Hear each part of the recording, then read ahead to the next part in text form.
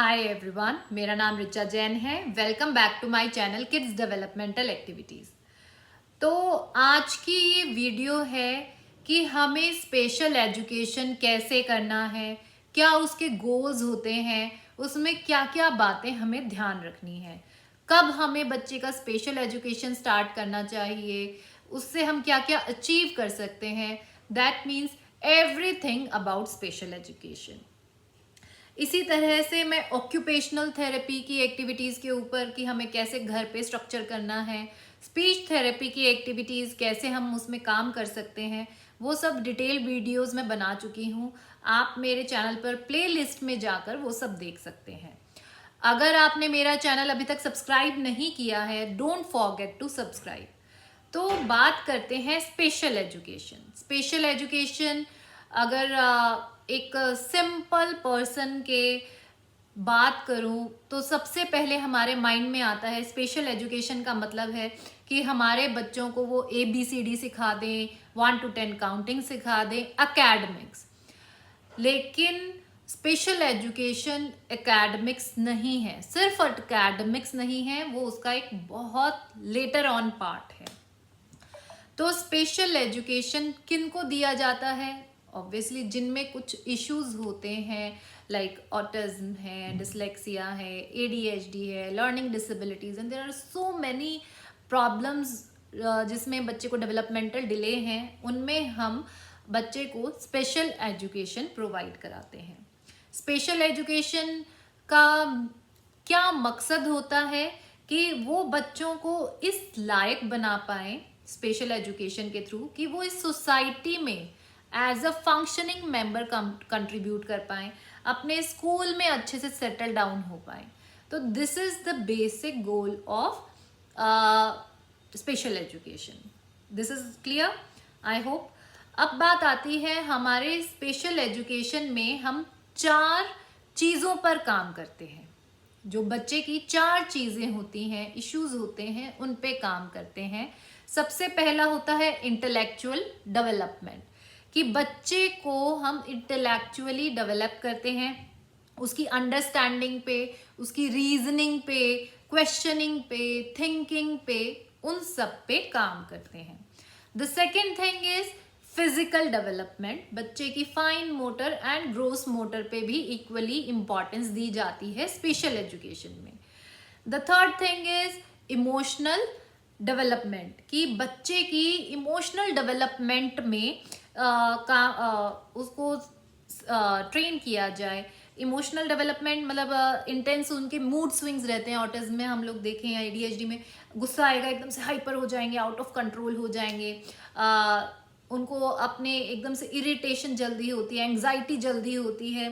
तो उन सब चीज़ों को इमोशनल डेवलपमेंट में रखा गया है। साथ ही साथ फोर्थ चीज़ है सोशल डेवलपमेंट, कि बच्चे की हम सोशल डेवलपमेंट की ग्रुप में इंटरेक्शन कैसे होगा, वो ग्रुप में कैसे काम करें, वो सब भी हम स्पेशल एजुकेशन में करते हैं। कंफ्यूजन कहाँ रहती है? हम लोग स्पीच और स्पेशल एजुकेशन में बहुत ज़्यादा कंफ्यूज रहते हैं। Speech therapy is very important. अगर मैं बात करूँ, सबसे पहले आता है ऑक्यूपेशनल थेरेपी करानी है, क्योंकि बच्चे के डेवलपमेंटल माइलस्टोन्स हैं। तो ऑक्यूपेशनल थेरेपी में क्या होगा, वो बच्चे का अटेंशन फोकस, क्योंकि उसके जो सेंसरी इश्यूज हैं वो डाउन होंगे, उनसे सेंसरी इश्यूज काम डाउन होंगे, तो बच्चे का अटेंशन बढ़ेगा, फोकस बढ़ेगा। तो occupational therapy obviously a must thing. उसके बिना अगर आप स्पेशल एजुकेशन करा रहे हैं या स्पीच करा रहे हैं, नहीं रिजल्ट आएंगे। द सेकेंड थिंग इज कि बच्चे की स्पीच नहीं है। हम लोगों को लगता है कि भाई बच्चा बोल नहीं पा रहा है, उसके वर्ड्स नहीं है, उसकी अंडरस्टैंडिंग नहीं है, तो हम स्पीच पे काम करेंगे। दैट इज राइट, क्योंकि बच्चे की स्पीच नहीं है, वर्ड्स नहीं है, तो स्पीच पे काम करना है। बट स्पीच इज कई कई सेंटर्स में या कई कई जगह सिर्फ स्पीच पे वहाँ पर उस तरह से काम होता है कि बच्चे की अंडरस्टैंडिंग है, हमें सिर्फ उनको बोलने के लिए ब्लोइंग एक्टिविटीज़ करानी है, और मोटर एक्सरसाइजेस करानी है, उनको स्टैमरिंग है, तो वो सब चीज़ करेक्शन करनी है। But in case of autism, speech में सबसे पहला स्पीच का जो पार्ट रहता है वो रहता है अंडरस्टैंडिंग एंड रिसेप्टिव लैंग्वेज। तो उस पर भी काम करना होगा। तो उस पे बहुत सारे सेंटर्स में काम नहीं होता है, तो बच्चे की स्पीच थेरेपी का कोई बेनिफिट नहीं है उन पर्टिकुलर सेंटर्स में। पहले आपको पता करना होगा कि उनका स्पीच का स्ट्रक्चर कैसे है। देन आता है special education. Special education academics नहीं है, उसमें बहुत सारी चीज़ें आती हैं, जो बहुत सारी चीज़ें हम कवर करते हैं स्पेशल एजुकेशन में। सबसे पहले जो स्पेशल एजुकेशन के लिए हम लोग काम करते हैं वो होता है, चाहे वो ऑक्यूपेशनल थेरेपी है, चाहे वो स्पीच थेरेपी है, चाहे वो कोई भी थेरेपी है, सबसे पहली चीज़ जो हमें चाहिए वो है बच्चे का कोऑपरेशन। कि बच्चा जो भी ट्रेनर है, सपोज कीजिए मैं घर पे अपने बच्चे को बिठाना चाह रही हूँ, सिटिंग दिलाना चाह रही हूँ, लेकिन वो मेरे साथ कोऑपरेट ही नहीं कर रहा है, इधर भाग लिया उधर भाग लिया, खिंचा तानी। मैंने उसको कुछ चीज़ दी, सपोज कीजिए मैंने उसको ये वुडन पजल दी कि चलो कृष्ण ये लगाओ, अब उसने उठा के फेंक दिया। मैं नहीं कर, मतलब वॉबल नहीं है अभी मेरा बच्चा, बट उसने फेंक दिया, थ्रो कर दिया, टेंट्रम दिखा रहा है, ज़मीन पे लेट गया, साउंड्स निकाल रहा है। तो दिस इज़ नॉट कोऑपरेशन। आप अगर कोई भी थेरेपी करना चाह रहे हैं, घर पे कुछ भी उसके साथ काम करना चाह रहे हैं, तो सबसे ज़्यादा ज़रूरी है बच्चे का कोऑपरेशन, कि वो आपके साथ बैठने के लिए रेडी हो और वो सिटिंग दे और आपके साथ उसका पार्टिसिपेशन हो। तो उस पे हमें काम करना है। वो कैसे होगा? जब हम बच्चे को एक बच्चे की एक्टिविटीज़ में इन्वॉल्व होके बॉन्डिंग बनाएंगे। ये मैं बहुत सारी वीडियोस में बोलती हूँ, द फर्स्ट बेसिक थिंग, क्योंकि मैक्सिमम पेरेंट्स बोलते हैं कि बच्चे की सिटिंग नहीं है, अगर बच्चा बैठता है तो वो कोऑपरेट नहीं करता है। तो वो कोऑपरेट कब करेगा? जब आप उसको उसके इंटरेस्ट का कुछ कराएंगे, तब उसका इंटरेस्ट होगा और वो थोड़ा सा काउंट डाउन होगा, हाँ ये चीज़ मेरे को पसंद है, ये चीज़ मैं एंजॉय करूँगा, मैं बैठता हूँ। तो वो स्टार्ट होता है 5 मिनट से, 5 मिनट की सिटिंग से। तो इनिशियली आपने वो बॉन्डिंग, वो कोऑपरेशन क्रिएट करना है बच्चे के इंटरेस्ट के अकॉर्डिंग एक्टिविटीज़ को लाकर। तो ये सबसे पहला चीज़ है जब भी हम थेरेपी के लिए ऑप्ट करते हैं। तो सेकंड थिंग है कि हमें पहले दिन से ही कुछ एक चीज़ें हैं, एनवायरनमेंट है, वो क्लियर करना है बच्चे के लिए, कि क्या चीज़ें एक्सेप्टेड हैं, क्या चीज़ें नहीं एक्सेप्टेड हैं। क्लियर करना एज इन बोल के आप समझाएंगे उनको नहीं समझ में आएगा, उनका अंडरस्टैंडिंग नहीं है। Action speak louder than word. If he throws something, this thing goes out. Okay, blocks आपने फेंक दिए, चलो ये मैंने रख दिए। नेक्स्ट, मतलब जो भी चीज़ पे उसके टेंट्रम्स आ रहे हैं, मेरा वो चीज़ रहता है कि वो मैं आई टेक इट आउट और फिर वो आपको नहीं मिलेंगे। This works with Krishna. I don't know वो आपके बच्चे के साथ कितना काम करेगा, बट कृष्ण के साथ काम करता है। द सेकेंड थिंग इज कि अगर बिहेवियर को आप पहले से ही कर देते हैं, दिस इज नॉट एक्सेप्टेड, और आप उस पर फर्म रहते हैं बहुत दिनों तक, चाहे बच्चा कितना ही टेंट्रम क्यों ना शो कर ले, within a week 10 days उसका इस तरह का ट्रेनिंग हो जाता है कि ये एक्सेप्टेबल नहीं है, अगर मैं ऐसा करूँगा I will not get any री इन्फोर्सर, आई विल मेरे को कोई री इन्फोर्समेंट नहीं मिलेगा, मुझे वो कार नहीं देगी प्ले करने के लिए। तो इस तरह से हम जो है कि कॉपरेशन एंड रीइंफोर्सर पे काम करेंगे, कि कॉपरेशन लेने की कोशिश करेंगे, डिजायर्ड बिहेवियर और अनवांटेड बिहेवियर। डिजायर्ड बिहेवियर पे हमें रीइंफोर्सर कैसे देना है, क्या देना है। अनवांटेड बिहेवियर पे हमें गुस्सा नहीं होना है, टोन फर्म रख सकते हैं, बट गुस्सा नहीं करना है। तो जब फर्मनेस, वो जो अथॉरिटी वाली फर्मनेस आती है, वो बच्चे आइडेंटिफाई कर सकते हैं and they will listen to you.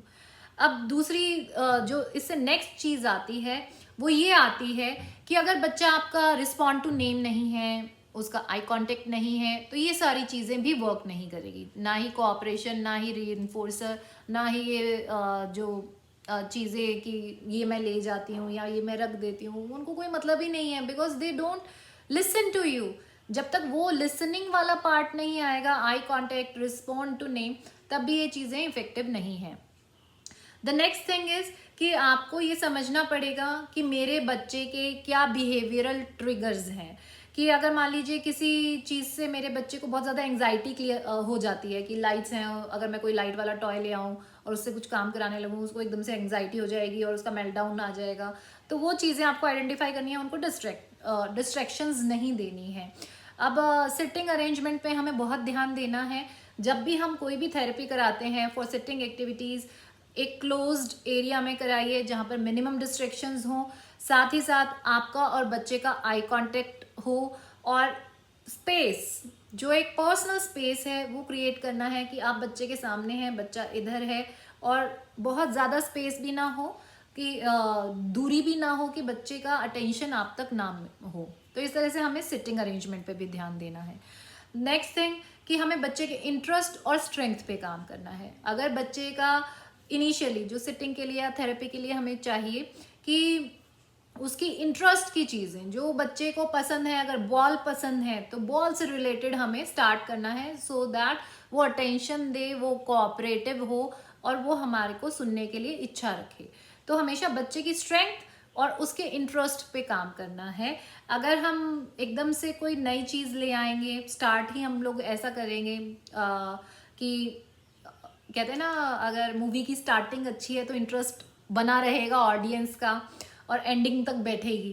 तो चाहे ट्रेलर मतलब ट्रेलर अच्छा होता है तो मूवी देखने जाते हैं हम लोग। Same goes with this thing कि अगर आपका ट्रेलर, इनिशियल ट्रेलर ही अच्छा है, इंटरेस्टिंग है कि यार ये तो बड़ा मज़ा कराएगी मुझे, आज मज़े आने वाले हैं, जब इस तरह की एक्टिविटी से आप बिल्ड करेंगे अपना सेशन घर पे, तो वो अटेंशन भी रखेंगे और वेट भी करेंगे, ओके अब ये कुछ अच्छा करने वाली है, and they will listen to you. तो हमेशा अपना इनिशियल पार्ट हमेशा एक स्ट्रॉन्ग पार्ट रखना है जो बच्चे के इंटरेस्ट का हो और बच्चे की स्ट्रेंथ पे हो। फिर उसके बाद है बच्चे की सहमति लेने के लिए हमें चॉइस देना चाहिए। ओके आज हम क्या करें, कृष्ण को क्या करना है, जब बच्चे को हम लोगों ने थोड़ा सा और इंडल्ज करना है, some time this is a basic technique. Okay हम लोग आज स्टोरी पढ़ेंगे या ये करना है, क्या करना है कृष्ण को, हमने थर्ड चॉइस नहीं दी, आई एम गिविंग चॉइस। इससे बच्चे को क्या लगता है कि ही इज इन कंट्रोल, मतलब बच्चा कंट्रोल में है, मम्मी नहीं बता रही मुझे क्या करना है, आज मैं चूज करूंगा। Power of decision making. अब दी आपने वही दो चीजें हैं उसको चूज करने के लिए जो आपको करानी है, बट द थिंग इज आपने ये दिखाया, आपने उसके साइकोलॉजी में मेंटली वो डाला कि you are making decision, this is your choice, ये आपकी चॉइस है कि कृष्ण को क्या करना है, आपको स्टोरी बुक पढ़ना है या ब्लॉग्स करना है। तो इसमें क्या हुआ, ही विल थिंक वाह आज तो मैं डिसाइड करूंगा मेरी एक्टिविटी, और जब वो चूज करेगा मुझे आज स्टोरी करना है, अब क्योंकि ये उसका डिसीजन है, बच्चे का डिसीजन है, तो वो उस पर स्टिक रहेंगे और उनको बड़ा अंदर से अचीवमेंट वाला फीलिंग आएगा, this is what I want to do, मुझे ये करना है, तो उनकी अटेंशन उस पर ज़्यादा रहेगी and they will learn better. तो ये चीज़ हमेशा हमें देना है, हमेशा हमें बीच बीच में उनको चॉइस मेकिंग, डिसीजन मेकिंग की फीलिंग और वो रश वो उनको देना है, सो दैट वो उस चीज़ को एंजॉय करें और बेटर अटेंशन पे करें। तो इस तरह से हम लोगों ने करना है। साथ ही साथ अगर मैं ऑटिज्म में, ADHD में बात करूं, हमें जब भी हम अपनी थेरेपीज़ प्लान करते हैं या घर पे एक्टिविटीज़ प्लान करते हैं, उसमें हमेशा रेपिटेशन रखिए। रूटीन्स को जितना हम लोग स्ट्रिक्टली फॉलो करेंगे, डे स्ट्रक्चर को जितना स्ट्रिक्टली फॉलो करेंगे, उतना ही वो जो बच्चा है कंट्रोल में रहेगा, खुद के इमोशंस के और जो उसके इश्यूज हैं वो डाउन रहेंगे, उनके अटेंशन सीकिंग बिहेवियर डाउन रहेंगे, मेल्टडाउन्स कम रहेंगे, उनकी अंडरस्टैंडिंग अच्छी रहेगी।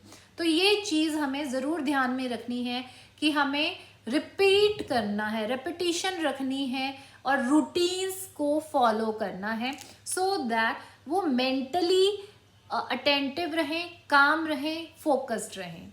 तो ये सारी चीज़ें जो हैं, बातें जो है हमें ध्यान रखनी है for therapy, special education, speech और ऑक्यूपेशनल थेरेपी की। ये सब चीज़ें जब हम लोग फॉलो करेंगे तो हमें बेटर रिजल्ट मिलेंगे। अब बात आती है स्पेशल एजुकेशन में क्या क्या चीज़ें मैं रख सकती हूँ या क्या क्या मुझे इनिशियली करना चाहिए। स्पेशल एजुकेशन है बच्चे की ओवरऑल अंडरस्टैंडिंग बनाना। अब बात आती है कि मैं अगर स्पेशल एजुकेशन स्टार्ट करना चाहती हूँ, एकेडमिक्स माइंड में आता है, लेकिन उससे पहले मैंने अभी बात करी बच्चे की अंडरस्टैंडिंग पे। बच्चे की अंडरस्टैंडिंग की सबसे बड़ी चीज़ रहती है रिसेप्टिव लैंग्वेज, कि अगर बच्चे को यही नहीं समझ में आ रहा कि पेन उठाओ, मैं क्या उसको सिखाऊंगी आगे। तो बच्चे की अंडरस्टैंडिंग रिसेप्टिव लैंग्वेज की, जो उसको बोला जा रहा है क्या उसकी अंडरस्टैंडिंग है उससे, तो जब तक वो नहीं आएगी आप आगे नहीं बढ़ सकते। तो रिसेप्टिव लैंग्वेज पे एक डिटेल्ड वीडियो मैंने बनाया हुआ है, जिसका लिंक मैं डिस्क्रिप्शन बॉक्स में डाल दूंगी, और वो बहुत बहुत अच्छी वीडियो है जिसमें आपको बहुत ज़्यादा क्लैरिटी आएगी। तो प्लीज़ अगर आपके बच्चे को अंडरस्टैंडिंग नहीं है चीज़ों को लेकर, आप वो वीडियो ज़रूर देखिए। तो एक स्टेप हमारा अचीव हो गया। सेकंड थिंग कि हम बच्चे से जो है स्पेशल एजुकेशन में, एकेडमिक्स तो बाद की बात है, उससे पहले हम लोगों ने क्या कराना है, ओके पेन उठाओ, कमांड फॉलोइंग होनी चाहिए, कोऑपरेशन होना चाहिए, वो चीज़ें बच्चे में है कि नहीं। अब next point is imitation. Close your eyes, touch your head, wiggle your fingers, tap your shoulder. Imitation, action imitation, vocal imitation, कि बच्चे की इमिटेशन है या नहीं है। अगर बच्चे की इमिटेशन नहीं है तो आप कुछ भी उसको बताएंगे कि ये ए है, ये बी है, ये सी है, वो उसको बोलेगा ही नहीं ए बी। आप उसको कैसे कराएंगे ए बी सी डी। तो ए बी सी डी कराना है या कुछ भी आपको एजुकेशन कराना है, उससे पहले उसकी इमिटेशन आनी चाहिए ताकि वो उसको बोल के बताए। तो फिर हमें imitation, vocal imitation and action imitations पे काम करना होगा।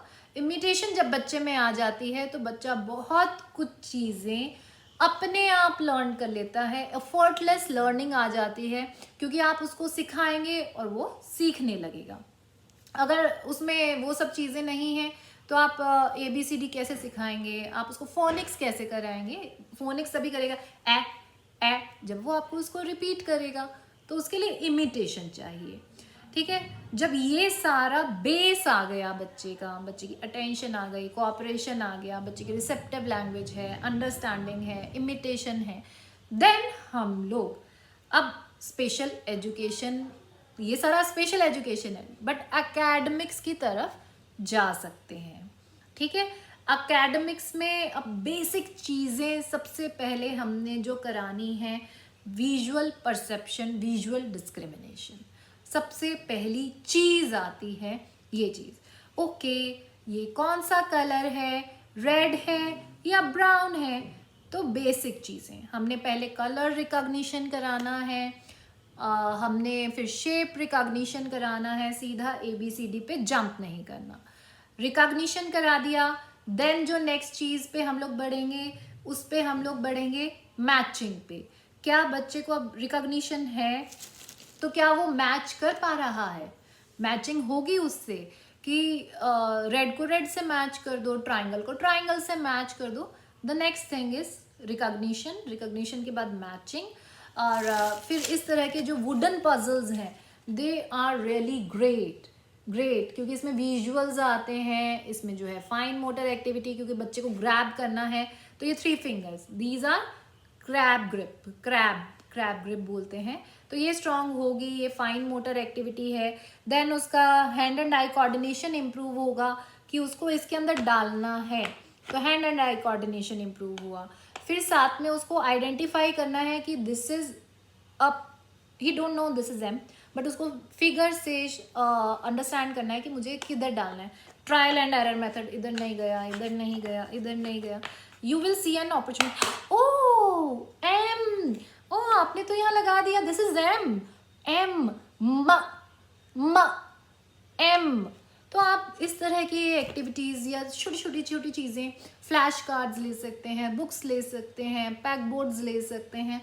देन हम लोग धीरे धीरे बिल्डअप करते हैं, initial buildup, this is buildup, this is not teaching, कि हम उसके माइंड में डाल रहे हैं कुछ इस टाइप की चीज़ें होती हैं।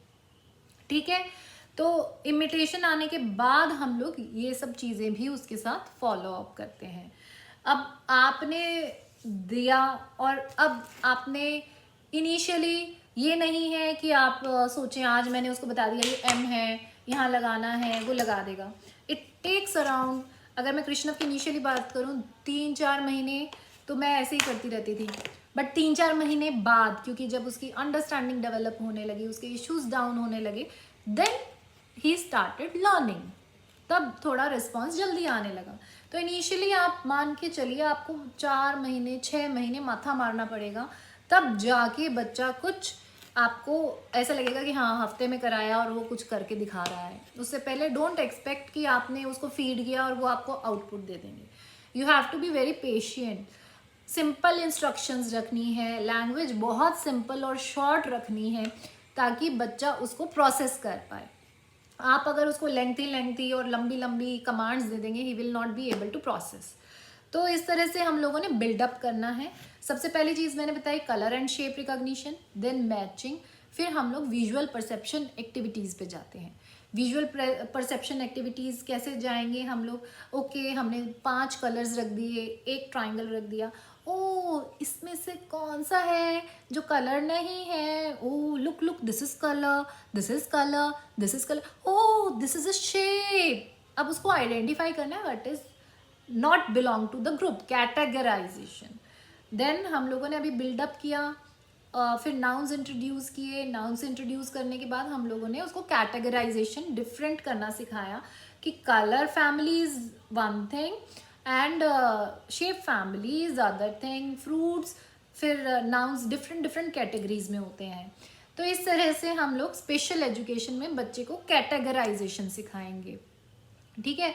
फिर उसके बाद जब बच्चे का इतना स्टेमिना डेवलप हो गया है, now he can relate the nouns, nouns आ गई हैं, बच्चे की वोकैबलरी अच्छी आ गई है, नाउन्स आपने बहुत सारी बता दी, आपने उसको कैटेगराइजेशन करना सिखा दिया कि डिफरेंट डिफरेंट कैटेगरीज होती हैं, कैसे उनको सॉर्ट आउट करना है, वो आ गया बच्चे को। नाउ किड इज प्रिपेयर्ड क्योंकि उसकी अंडरस्टैंडिंग फॉर एनवायरमेंट, आसपास के एनवायरनमेंट की आ गई है, अपनी बेसिक अंडरस्टैंडिंग आ गई है। अब जाके हम एकेडमिक्स स्टार्ट करेंगे। अब एकेडमिक्स में मैंने स्पेशल एजुकेशन की बहुत सारी वीडियोस बनाई हुई हैं जो कि आप मेरे चैनल पे प्लेलिस्ट में जाकर देख सकते हैं कि अब हम उसको अल्फ़ाबेट इंट्रोड्यूस कराएंगे, नंबर इंट्रोड्यूस कराएंगे। तो उस तरह से हम लोग स्टार्ट करेंगे। उसमें जब हम एक्टिविटीज़ प्लान आउट करते हैं तो हम बच्चे के इश्यूज़ को ध्यान रख के करते हैं। क्या क्या इश्यूज़ पे ध्यान रखना है? कोई भी एक्टिविटी को आपने लर्निंग मतलब एकेडमिक्स सिखाना है उसको, तो हमारे को जो है हमें जो है बच्चे की ग्रोस मोटर एक्टिविटीज़ में उसको इन्वॉल्व करना है ताकि उसको जब सेंसरी इश्यूज काम डाउन होंगे, अटेंशन ज़्यादा देगा, लर्निंग बढ़ जाएगी। सेंसरी इश्यूज टेक्टाइल एक्टिविटी के थ्रू हम लोगों ने उसको कराना है, वही क्योंकि वो एंजॉय भी करेंगे और सेंसरी इश्यूज डाउन होंगे तो दिमाग शांत रहेगा तो लर्निंग बढ़ेगी। तो एक एक्टिविटी को जब आप डिफरेंट डिफरेंट मीडियम से डिफरेंट डिफरेंट तरीके से कराएंगे तब वो लर्निंग अच्छी होती है और इजी होती है। बच्चे के स्टेमिना पे काम कीजिए, उनकी वीकनेस पे काम मत कीजिए, उनकी स्ट्रेंथ्स पे काम कीजिए, क्योंकि हम लोग वीकनेस ज़्यादा देखते हैं, स्ट्रेंथ्स कम देखते हैं। ये सारा प्रोसेस हमने फॉलो किया। अब सबसे बड़ा इशू ये आता है कि बच्चा आइसोलेशन में रूम में 1-to-1 आपके साथ आंसर्स दे रहा है या परफॉर्म कर रहा है, बट बाहर वही सेम क्वेश्चन उससे पूछा जाए वो रिप्लाई नहीं कर रहा है। ये एक बहुत बड़ा मेजर इशू मेरे साथ भी रहा। सपोज कीजिए मैंने उसको एक क्वेश्चन की स्क्रिप्टिंग कराई, व्हाट इज़ योर नेम। अब मैंने उसको सिखाया कि आपको इसका जवाब देना है कृष्ण। ये बहुत बड़ा टास्क था जो अचीव हुआ, बट प्रॉब्लम क्या आई कि वो मुझे बता रहा है कृष्ण, बट रूम से बाहर जाते ही कोई उससे पूछे आपका नाम क्या है तो वो नहीं रिस्पॉन्ड करता था। तो बड़ा बुरा फील होता था, हम इतनी मेहनत कर रहे हैं, इतना काम कर रहे हैं, बट स्टिल बच्चा उसको अप्लाई नहीं कर रहा है, नहीं रिस्पॉन्ड कर रहा है आउटर वर्ड में। तो वो चीज़ मुझे चाहिए। तो उसके लिए 2-3 चीज़ें मैंने फॉलो की हैं कि अभी भी करती हूँ। अगर मैं कोई कॉन्सेप्ट उससे करा रही हूँ या कोई चीज़ उसको करा रही हूँ, मैं उससे पूछती हूँ। और इनिशियली मैंने मेरे हस्बैंड को बोला कि वो आते थे जब मैं बोलती थी कि आप इससे ये पूछो, वो जवाब नहीं देता था। ये मेरे हस्बैंड उससे पूछते आपका नाम क्या है, फिर वो नहीं बोलता, फिर मैं पीछे से बोलती कृष्ण, से कृष्ण। तो उससे उसकी कंडीशनिंग हुई कि सिर्फ मेरी मदर नहीं, XYZ कोई भी पर्सन उससे वो पूछेगा तो उसको आंसर देना है। सेम स्ट्रेटजी मैंने पार्क में फॉलो की। पार्क में मैं अपने नोन्स और फ्रेंड्स को कहती कि आप इससे नाम पूछिए, वो जवाब नहीं देता था, फिर मैं बैकग्राउंड में खड़े होकर बोलती थी ओके कृष्ण, आपका नाम क्या है, आंटी पूछ रही है ना आपका नाम क्या है, से कृष्ण। तो इससे उसकी स्क्रिप्टिंग स्ट्रांग हुई और आउटर वर्ड में भी उसको यूज़ करने लगा। एक ये चीज़ की। The second thing is group sessions. अब सबसे बड़ा मेन टास्क क्या आता है बच्चे की अब ग्रूमिंग में, कि वो ग्रुप में कैसा परफॉर्म करेगा, क्योंकि उसके सेंसरी इश्यूज हैं, उसके फियर्स हैं, एंजाइटी है, उसकी सोशल कम्युनिकेशन लो है, सोशल स्किल्स हैं ही नहीं या बहुत रेयर हैं, भीड़ में जाना नहीं चाहते हैं, अकेले में खड़े हो जाते हैं, इन्वॉल्वमेंट नहीं करना चाहते हैं। तो जब आप ग्रुप सेशंस में इन्वॉल्व करते हैं बच्चे को, तो उसकी ग्रुप में जो इंटरेक्शन है वो अच्छी होती है, और उसका जो वे ऑफ कम्युनिकेशन है, और जो ओवरऑल डेवलपमेंट में हमें चाहिए कि वो सोसाइटी में मिंगल हो और सोसाइटी में अच्छे से अपने आप को स्टैंड कर पाए, तो वो हमें ग्रुप सेशंस के थ्रू करना होगा। ग्रुप सेशंस बहुत ज़्यादा इम्पॉर्टेंट हैं। अब बात आती है कि मैं घर पे उसको ग्रुप्स में कैसे काम कराऊं, तो आप पार्क्स में जाकर एक्टिविटीज़ प्लान कर सकते हैं। आप घर में ग्रुप के साथ मदर फादर एंड एक दो बंदा और इन्वॉल्व कर सकते हैं तो बहुत अच्छा रहता है। उसमें आप उसको सिखा सकते हैं। तो उसमें हम ग्रुप्स में किस किस चीज़ पे काम करेंगे, कि ग्रुप में इंटरेक्शन कैसे होगी, शेयरिंग का कॉन्सेप्ट हम लोग सिखाएंगे, टर्न टेकिंग का कॉन्सेप्ट हम उसको उसमें क्लियर करेंगे। जब ये सारी चीज़ें हम फॉलो करेंगे तब बच्चे की स्पेशल एजुकेशन में कमांड अच्छी रहती है, ओवरऑल बच्चे की ग्रूमिंग अच्छी रहती है। तो ग्रुप सेशंस या ग्रुप एक्टिविटीज़ बहुत बड़ा इम्पॉर्टेंट पार्ट है बच्चे की डेली लाइफ को अच्छे से इन स्कूल, इन पार्क या कहीं पर भी अच्छे से मेंटेन करने के लिए। तो वो ग्रुप एक्टिविटीज़ बहुत ज़रूरी हैं ताकि वो सोशली कम्युनिकेट कर पाएँ, सोशली मिंगल हों, सोशल हो पाएँ। तो इन सब चीज़ों पे जब हम फोकस करेंगे तो हमारा स्पेशल एजुकेशन का जो टारगेट है वो अच्छे से अचीव होगा। ग्रुप सेशंस की अगर मैं बात करूं, मैंने ऑलरेडी अपने रूटीन्स शेयर किए हुए हैं आप लोगों के साथ, कि मैं पार्क में कैसे उसकी एक्टिविटीज़ प्लान आउट करती हूँ, मैं कैसे उसका नाइट रूटीन में हमारा ग्रुप का एक्टिविटीज़ रहती हैं वो कैसे प्लान करती हूँ। तो आप वो भी देख के आइडिया ले सकते हैं। तो ये वीडियो भी बहुत लंबी चौड़ी हो गई है, इसको मैं आज यहीं वाइंड अप करती हूँ। इन फ्यूचर आपके साथ इस तरह की नॉलेज या इस तरह के आइडियाज़ शेयर करती रहूँगी, सो दैट आपकी जर्नी और इजी हो पाए और आपको अंडरस्टैंडिंग आ पाए कि हम अपने बच्चे के साथ कैसे काम कर सकते हैं। अगर आपको मेरी वीडियोस, आइडियाज़, नॉलेज पसंद आ रही है तो प्लीज़ मेरे चैनल को लाइक, शेयर एंड सब्सक्राइब करना मत भूलिएगा। Thank you so much.